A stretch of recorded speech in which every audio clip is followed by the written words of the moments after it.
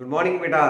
आज पृष्ठीय रसायन चैप्टर को आगे बढ़ाते हैं और अब इसका दूसरा भाग शुरू कर देते हैं, उत्प्रेरक और उत्प्रेरण। ये बहुत आसान है, ये 10th में आपके पढ़ा हुआ है, फिर भी एक बार हम थोड़ा सा इसको देखते हैं।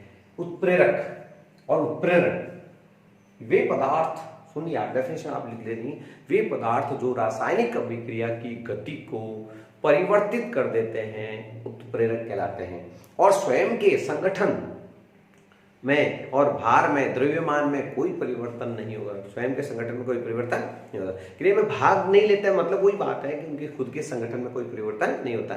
जैसे टीचर है, हम जो है अध्यापक हैं, एक तरह से आपकी लाइफ में कैटलिस्ट का काम करते हैं। हम आपकी रेट ऑफ रिएक्शन को बढ़ाते हैं, हम आपको, और हमारे में कोई परिवर्तन थोड़ी होता है, हमारे में चेंज नहीं होता। तो उत्प्रेरक भी यही है। तो परिभाषा आपने लिख दी होगी कि, ठीक है ना, कि वे पदार्थ जो रासायनिक अभिक्रिया के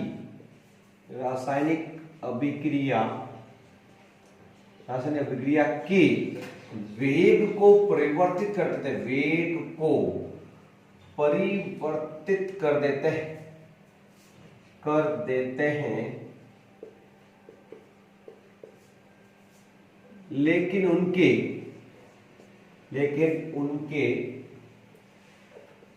स्वयं के है ना, उनके संगठन व द्रव्यमान में कोई अंतर प्राप्त नहीं होता, कोई अंतर नहीं आता है। उसे हम क्या कहते हैं रे बच्चों? उसे उत्प्रेरक कहते हैं। और इस क्रिया को उत्प्रेरण कहा जाता है। इस क्रिया को उत्प्रेरण कहते हैं। तो बच्चों बहुत 10th का लेवल का टॉपिक है, कैटेलिस्ट और कैटेलाइसिस।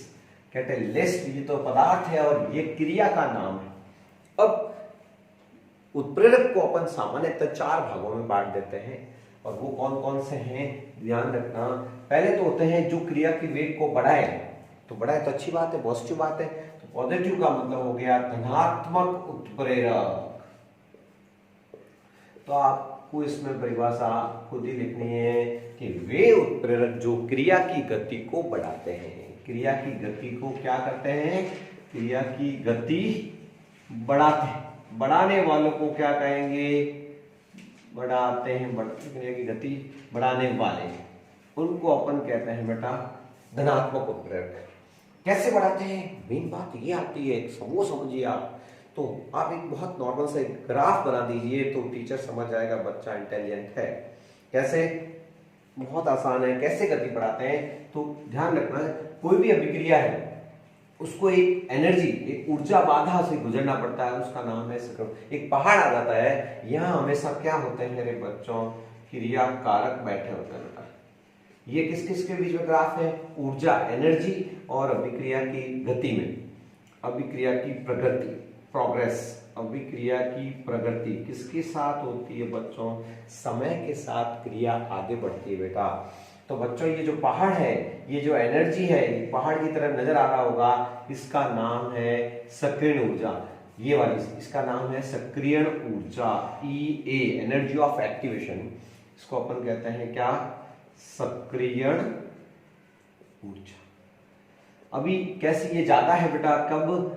अब यहां पर आपके उत्प्रेरक की अनुपस्थिति। एक बच्चे को हम, कोई टीचर का गाइड नहीं मिलता है, कोई गुरुजी का मार्गदर्शन नहीं मिलता है, तो वो बड़े बड़े रास्ते से जाता है और लेट पहुंचता है। और उसमें उत्प्रेरक डाल दो, उसको थोड़ा मोटिवेट करो, तो वो छोटे रास्ते से, पहाड़ छोटा हो जाएगा, यानी सक्रियण ऊर्जा कम हो जाएगी। भाई ये तो है अनुपस्थिति, और ये जो छोटा पहाड़ है यहां लिख देंगे उत्प्रेरक की उपस्थिति। बस क्या हो गया? उत्प्रेरक की उपस्थिति, पहाड़ छोटा हो जाता है। जब जल्दी पहुंचोगे तो आपसे एक लाइन बहुत इंपॉर्टेंट है, उत्प्रेरक वेग कैसे बढ़ाते हैं? सक्रियण ऊर्जा को घटाकर, उस पहाड़ को छोटा करके, जो बाधा होती है ना उसको कम करके। तो बहुत इंपॉर्टेंट लाइन है। क्या लाइन है? उत्प्रेरक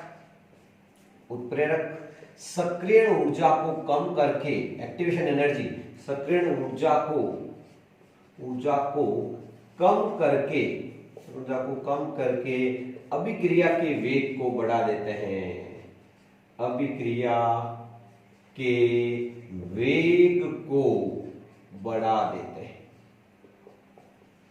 तो बच्चों अभिक्रिया के वेग को कैसे बढ़ाते हैं?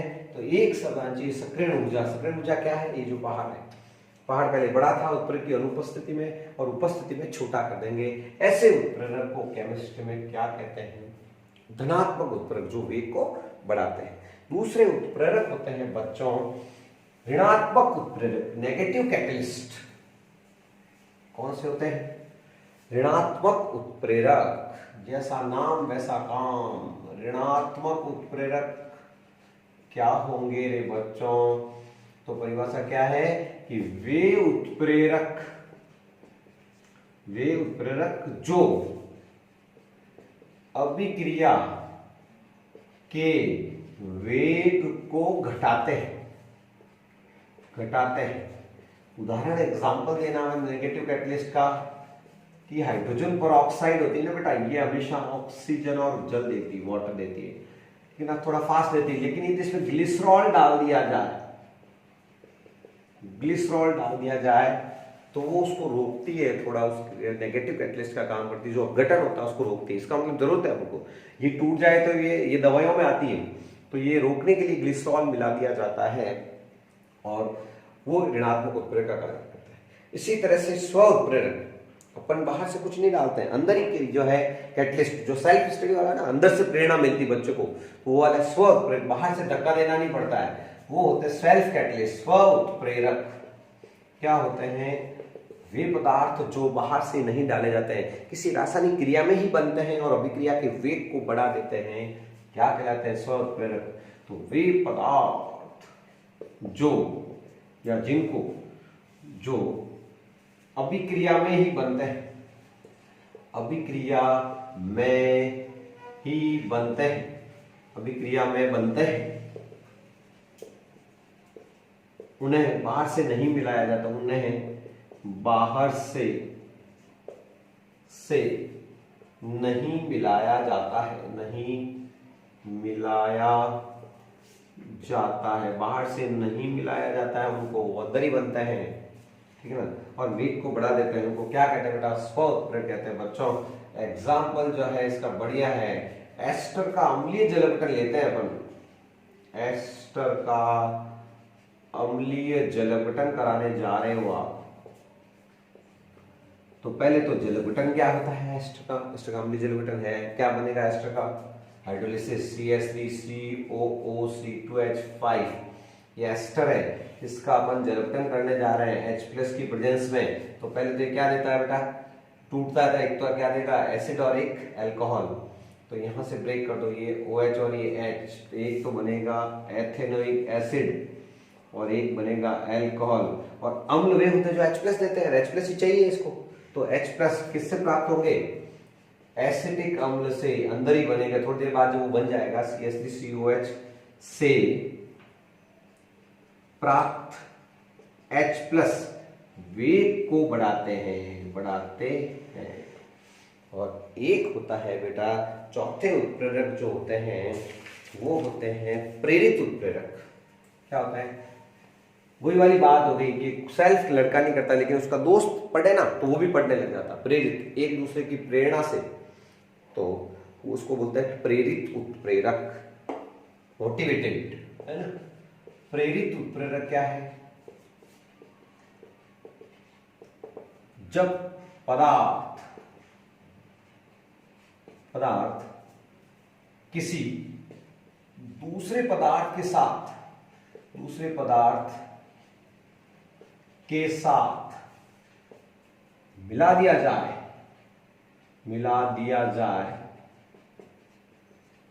तो वह अभिक्रिया आसानी से करने लग जाता है। अभिक्रिया आसानी से करने लग जाता है, आसानी से करने लगता है, उसे क्या कहते हैं बेटा? प्रेरित उत्प्रेरक कहते हैं।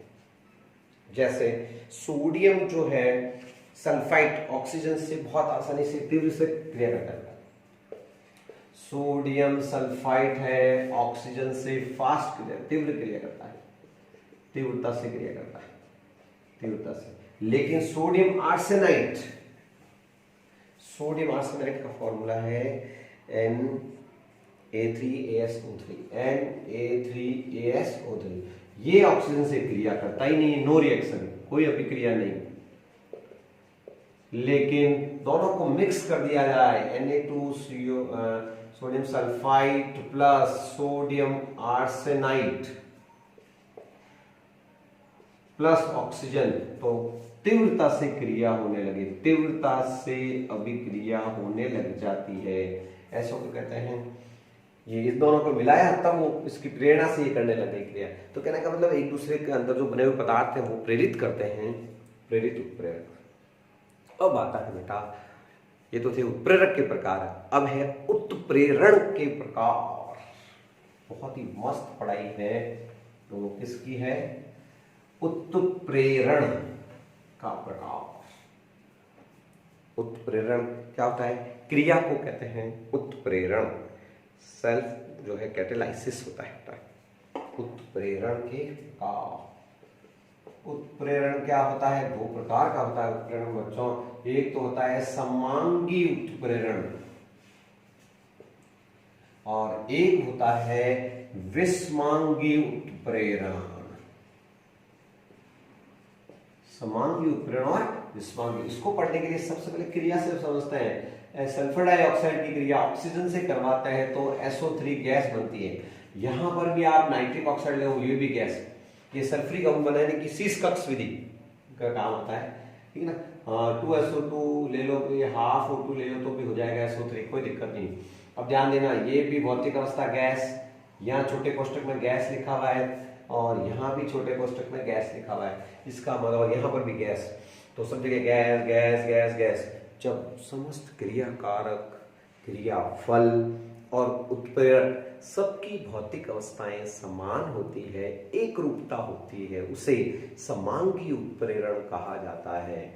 और विषमांगी में देखना, अमोनिया बनाने के हेबर प्रोसेस में N2+3H2 गिव्स 2NH3। ये क्या है बेटा? बहुत ही प्रसिद्ध विधि है अमोनिया निर्माण की हेबर विधि। कौन सी विधि कहलाती है बेटा? हेबर विधि है। इसमें Fe है, उत्प्रेरक ठोस है, और एक उत्प्रेरक वर्धक कहलाता है, वो मोलिब्डेनम है, ये वर्धक कहलाता है। जो उत्प्रेरक का उत्प्रेरक होता है बेटा, वर्धक, मोटिवेटर है ना।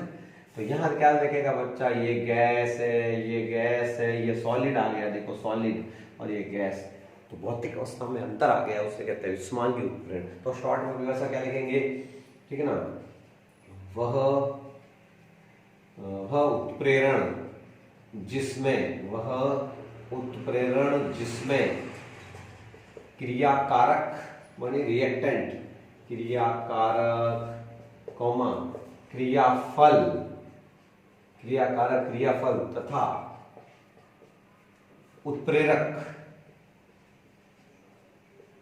की भौतिक अवस्था समान हो। कि भौतिक अवस्था क्या होनी चाहिए बच्चों? एक समान हो। भौतिक अवस्था बिल्कुल एक समान होती है, उसे कहते हैं समांगी उत्प्रेरण। और इसमें क्या लिखना है? जब क्रियाकारक, उत्पाद को क्या बोलते हैं? क्रियाफल यानी उत्पाद, व उत्प्रेरक की भौतिक अवस्था में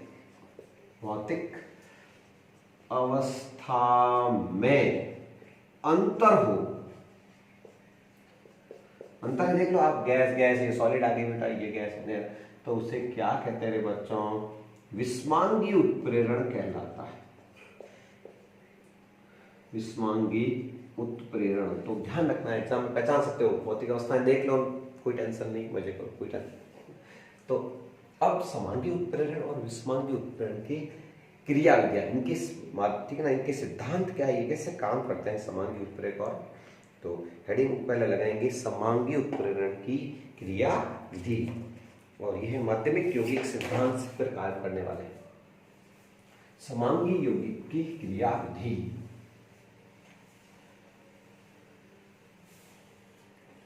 ये है बेटा समांगी उत्प्रेरण की क्रियाविधि। यह क्रियाविधि संपन्न होती है, इसमें जो सिद्धांत काम में लिया जाता है वो है माध्यमिक यौगिक सिद्धांत, निर्माण सिद्धांत। इसके अनुसार बहुत सिंपल है, इस सिद्धांत पर काम करने का करते हैं एंजाइम, इसी पर काम करते हैं। एंजाइम को अपन क्रियाविधि इसकी देख लेते हैं, बहुत आसान क्रियाविधि है जो एंजाइम उत्प्रेरण में भी यही काम है। एंजाइम क्या है? उत्प्रेरक, जैव उत्प्रेरक होते होता है। और ये है सबस्ट्रेट। सबस्ट्रेट का मतलब होता है आधार, क्रियाधार, उसको क्या बोलते हैं? क्रिया का आधार, क्रियाधार जिस पर क्रिया होगी। और ये क्या हो गया? उत्प्रेरक। तो उत्प्रेरक क्रिया कारक पर क्रिया करके मध्यवर्ती बना लेते हैं। ES एंजाइम सबस्ट्रेट कॉम्प्लेक्स, इसको कहते हैं मध्यवर्ती अवस्था, मध्यवर्ती यौगिक जिसमें बॉन्ड बनते हैं और टूटते हैं। और मध्यवर्ती यौगिक वापस क्या करता है? फर्स्ट स्टेप ये हो गया, फर्स्ट स्टेप प्रथम पद में। सेकेंड स्टेप में द्वितीय पद जिसको कहते हैं, उसमें क्या होता है? ये क्रिया, इसकी ऊर्जा ज्यादा होती है बेटा, तो ऊर्जा ज्यादा वाला कभी टिकता नहीं है, और टूट के अधिक ऊर्जा वाला कौन सा यौगिक है? ये माध्यमिक यौगिक। माध्यमिक यौगिक किसे कहते हैं? जिसमें बंध बनते हैं और टूटते हैं। और ज्यादा ऊर्जा वाला होता है वो टूट करके क्या दे देता है? E+P। P का मतलब प्रोडक्ट, प्रोडक्ट का मतलब क्या है? उत्प्रेरक, उत्पाद। और ये जो उत्प्रेरक जो है एंजाइम, इसका कुछ नहीं बिगड़ा। आपको कैटलिस्ट C भी कह सकते हो, उत्प्रेरक। तो उत्प्रेरक का क्या बिगड़ा? ऐसे कैसा है? लेकिन उसने सबस्ट्रेट को P में बदल दिया, प्रोडक्ट में बदल दिया। तो मध्यवर्ती यौगिक का निर्माण हुआ। इसका अपन ग्राफ से दिखाना चाहते हो तो ऊर्जा और उसकी मैं ग्राफ दिखाना चाहते हो तो भी है। मैंने कहा था कोई भी क्रिया इस पहाड़ से गुजरती है तो यहाँ होता है एंजाइम और सबस्ट्रेट, यहाँ होता है एंजाइम सबस्ट्रेट का, इसमें यहाँ तो होता है रिएक्टेंट, यहाँ इंटरमीडिएट है बेटा, ये कॉम्प्लेक्स बनता है जिसकी ऊर्जा ज्यादा होती है। ये अलग अलग है, यहाँ जुड़ गए, ये प्लस का निशान है, और लास्ट में क्या दे देता है? E+P। तो ये क्या हो गया? अधिक ऊर्जा वाला हमेशा क्या होता है? अस्थायी होता है। और अधिक ऊर्जा है तो क्या हो गया? अस्थायी।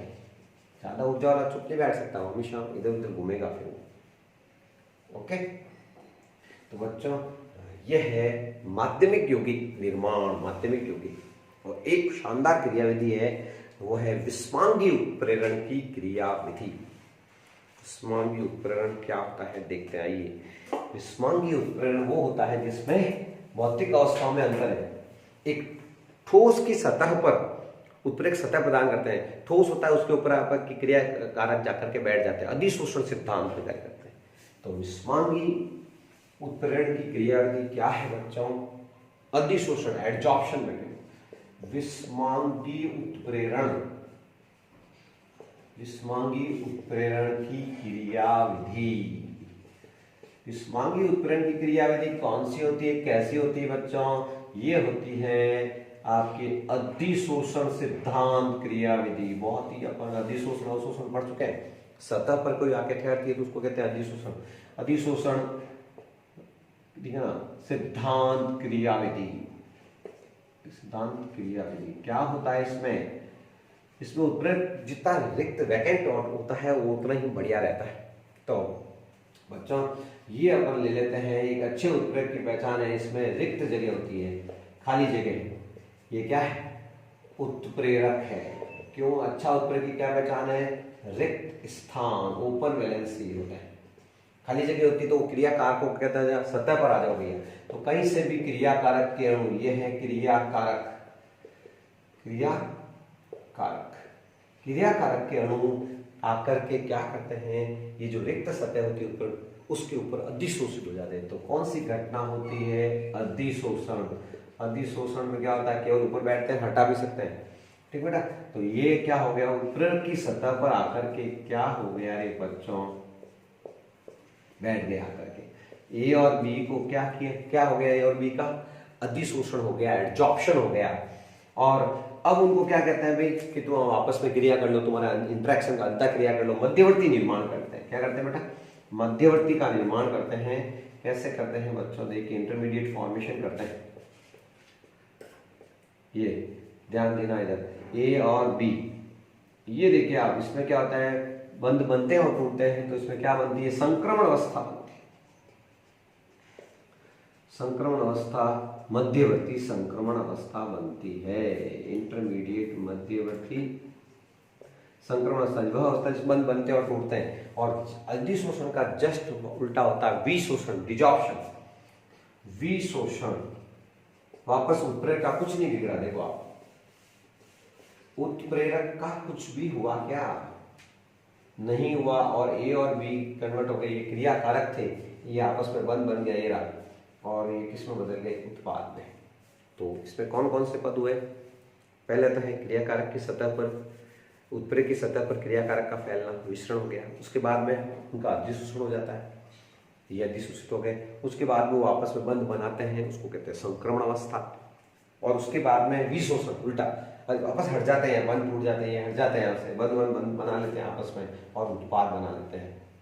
तो इस प्रकार ये ठोस उत्प्रेरण की क्रिया विधि क्या है, विस्मांगी उत्प्रेरण कहो चाहे सॉलिड कैटालिसिस होता है, उसकी मैकेनिज्म थी ये विस्मांगी उत्प्रेरण की क्रिया विधि। तो इस प्रकार ये थे उत्प्रेरक और उत्प्रेरण की क्रिया विधि। अब हम पढ़ने वाले क्या है, एंजाइम। एंजाइम भी उत्प्रेरक ही है, जैव उत्प्रेरक। पहले भी आप बायोमोलिक्यूल्स में भी आप पढ़ोगे, तो बायोलॉजी वालों का टॉपिक है, ये आराम से समझ में आता है। एंजाइम क्या होते हैं, एंजाइम क्या है, तो एंजाइम जैव उत्प्रेरक है। हमारी बॉडी में खूब एंजाइम बेटा, एंजाइम को क्या कहते हैं, बायो कैटलिस्ट, जैव एंजाइम, जैव उत्प्रेरक क्या होते हैं, जैव उत्प्रेरक। वे पदार्थ जो जैव रासायनिक अभिक्रियाओं को उत्प्रेरित करते हैं। जैव रासायनिक क्रियाएं कौन सी, श्वसन, उत्सर्जन, पाचन, ये हमारी बॉडी में जो होती है ना, इनको कहते हैं बायोकेमिकल रिएक्शंस, उनको उत्प्रेरित करते हैं, एंजाइम कहलाते हैं। पूर्णतः प्रोटीन से बने होते हैं। तो क्या होता है बेटा, नाइट्रोजन युक्त यौगिक, नाइट्रोजन युक्त यौगिक जो जैव रासायनिक क्रियाओं की गति, जैव रासायनिक अभिक्रियाओं की गति को बढ़ाते हैं। जैव रासायनिक अभिक्रिया की गति को क्या करते हैं, बढ़ाते हैं, बायोकेमिकल ना, एंजाइम कहलाते हैं, एंजाइम कहलाते हैं, एंजाइम इनको कहा जाता है।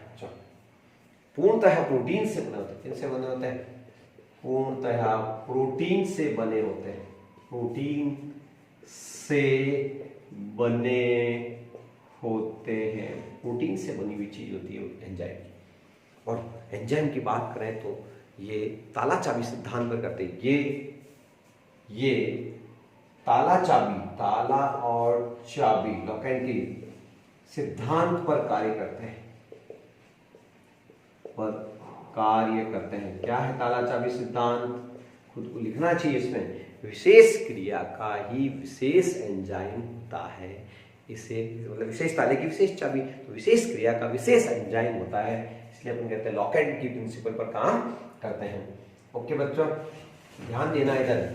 होता क्या है बेटा कि जैसे उदाहरण दे दो, आप एग्जाम्पल दे दोगे, जैसे आपने जो अल्कोहल बनती है ना, जैसे यह है ग्लूकोज C6H12O6, ग्लूकोज से ये जाइमेज ही याद रखना पड़ेगा आपको। अब एंजाइम फिक्स है कि ग्लूकोज से जाइमेज एंजाइम जो होता है ना, जाइमेज, यही अल्कोहल बनाता है। जो फर्मेंटेशन होता है, शराब बनता है, उसमें मेन एंजाइम जाइमेज ही है। यूरिया को तोड़ने वाला कौन है, यूरिया को तोड़ने वाला एंजाइम कौन सा है बेटा, यूरिएज। कौन सा है, यूरिएज एंजाइम ही यूरिया का अपघटन करता है। तो इस तरह से बच्चों आपको पता चल जाएगा कि विशेष क्रिया का विशेष एंजाइम, माल्टोज है तो उसको तोड़ने वाला माल्टेज ही है। तो विशेष क्रिया का विशेष एंजाइम होता है, इनकी विशेषताएं भी होती है, वो भी अपन देखेंगे।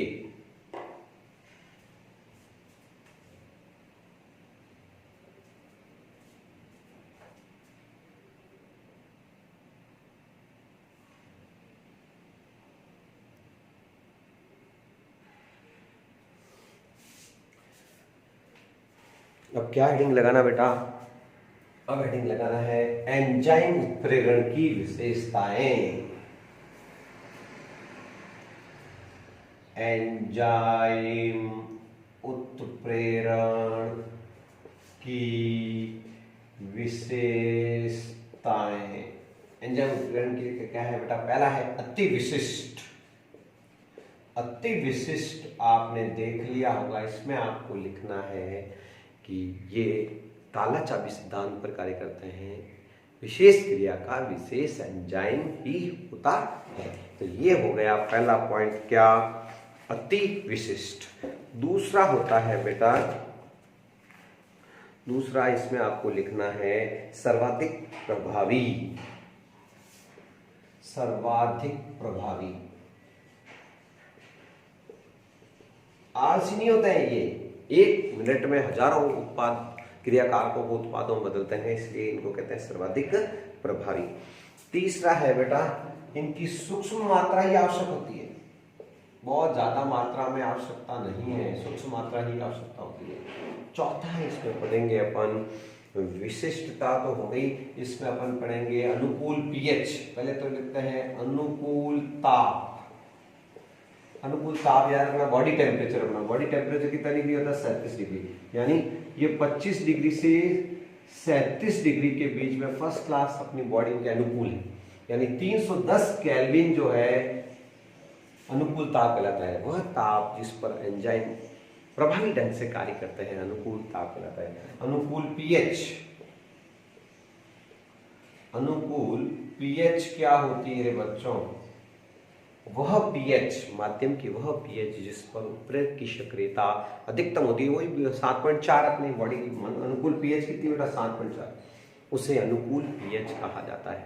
इसी तरह से बच्चों एंजाइम वर्धक, जिसको सह एंजाइम कहते हैं, सह एंजाइम या इनको कहते हैं वर्धक। ये एंजाइम के एंजाइम के साथी है। ये डी ब्लॉक के तत्व होते हैं, इसके अंदर मैग्नीज है, कोबाल्ट है, मैग्नीज, कोबाल्ट, निकल। ये डी ब्लॉक के तत्व उत्प्रेरक के साथ रासायनिक बंध बनाकर उसकी गति को बढ़ा देते हैं, वो होते हैं उत्प्रेरक वर्धक। एक होता है बेटा कोलाइडी प्रकृति, मेन है सातवां कि उत्प्रेरक की प्रकृति कैसी होती है? कोलाइडी प्रकृति होती है। कोलाइडी प्रकृति वो होती है जिसमें कणों का आकार निश्चित होता है, वो होती है कोलाइडी प्रकृति। और एक होता है उत्प्रेरक विष। ये विशेषता याद रखना, विष का मतलब है वे पदार्थ जो उत्प्रेरक की सक्रियता को कम कर लेते हैं, उन्हें उत्प्रेरक विष कहा जाता है। तो प्यारे बच्चों, ये थे एंजाइम की पढ़ाई। अब लास्ट जो है एक रहा है जियोलाइट उत्प्रेरण, उस पर भी शॉर्ट नोट आता रहता है, वो हम तैयार करेंगे नेक्स्ट क्लास में।